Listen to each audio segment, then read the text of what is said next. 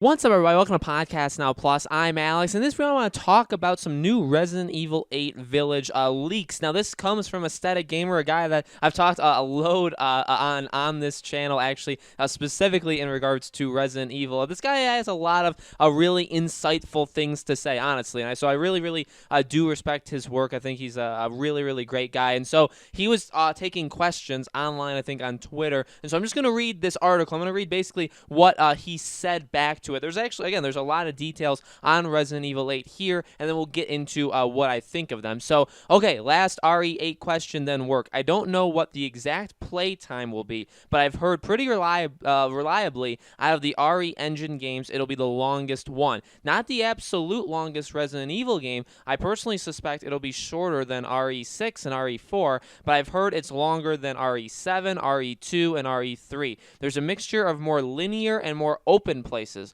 with a bigger focus on exploration than any Resident Evil game, but they're taking a bit of an almost Souls-like approach to it, where some areas are accessible early on if you're skilled or equipped enough to handle them. Otherwise, you'll get your butt kicked. See more what I mean later. So that's really exciting. Let's talk about that game length first, honestly. So in terms of game length, I'm really kind of a fluid kind of person. I don't really care if the game is super long. I don't care if the game's short, as long as the game is solid. We played The Last of Us Part 2. Last of Us took me like 24 hours. I play some games that are 20-30 hours, and I'm actually completely okay with games being like 8 to 10 hours. I really don't care where the game lays in between that or lies in between that. All that matters, again, is that it's a solid game. So the fact that this game is going to be longer than... Now, here's the deal. When he says RE2 and RE3, I suspect he means the remakes, or at least even like the... I don't think there's that much of a difference between the playtime of the original versus the remakes. And I don't honestly... we played RE2. I don't remember how long that took us to get to the end of. RE7, I remember playing. I don't remember... that one, too, I feel like maybe like 13, 14, 15 hours. So does that mean our Resident Evil Village maybe closer to the 20-hour mark, maybe slightly under, somewhere in the 15 to 20 hours? That's fine. What I would say normally with horror games, it is difficult. It's kind of finding a balance. It's something for like Outlast. I've talked about Outlast even on this channel. It's something that I have talked about with that game, where it's like, if the game is too long, can it kind of stretch?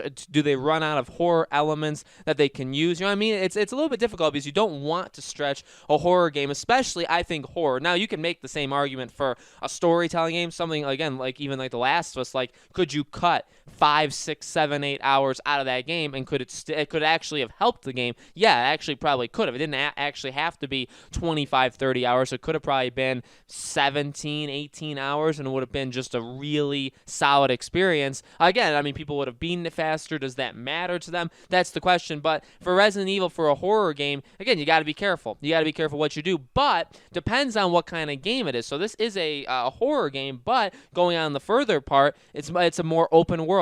There is a mixture of linear, but it's more open places with a bigger focus on exploration. So I think that more or less is just taking it into modern day gaming. Now, Resident Evil 7, that one was still around in like the modern game age we're in, but you're seeing more and more games. Again, I keep going back to like even Naughty Dog. Those games were very linear with like Uncharted 1. Uncharted 2 started to get out there, but for the most part, it was only until like Uncharted 4 and then The Last was Part 2 that you could really see bigger, way bigger, open areas where you could go around and you could do more things. So and that's just one example. You're seeing a lot of different games kind of branch out, and you can even see it from like the original game, from any series. Pick a series. I can almost bet you, I can bet you almost assuredly that from the base game to the sequels that they made, that they opened it up more. You know what I mean? So I think for Resident Evil 8, that makes sense. That obviously for any of these games, you're going to open them up. You're going to open them up. You're going to make them just something that you can kind of experience more of, right? You can kind of look around. I think it could add to the horror aspect of the game if it's done right. If it's done wrong,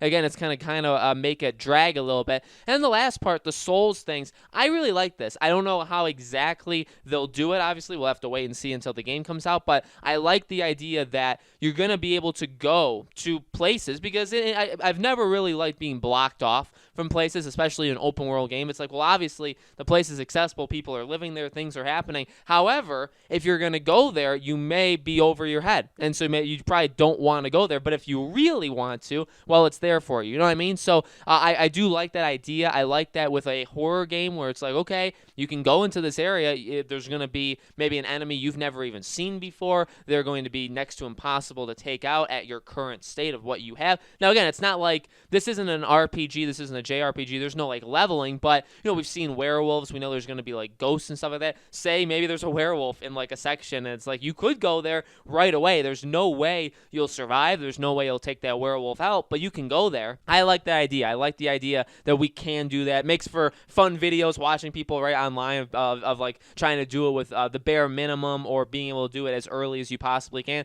Makes for some good content to watch, right? So really solid. I mean, as I've said, I'm a big fan of Resident Evil. I've liked everything we've gotten from them over the last several years. I want Resident Evil 8. I want Resident Evil 5. I don't necessarily need Resident Evil 4's remake, but I mean, I'll definitely buy it. So I'm definitely looking forward to Resident Evil 8. Sounds very, very solid. I think it actually has been more or less confirmed that it's going to be only on next gen. So this is going to be a really, really cool next gen experience, a horror experience, and a return to the Resident Evil franchise, obviously going in the future, right? A brand new entry instead of a remake. So I'm very much looking forward to it. Let me know in the comments below, though, guys. What do you think? You excited about all this stuff? What do you think about the game length? What do you think about the exploration, the open world kind of approach to it? Let me know. Make sure you guys are subscribed to this YouTube channel and have the bell icon turned on so you know when all these videos go up. And I do a new video every single day, and so I hope to see you guys on tomorrow's video.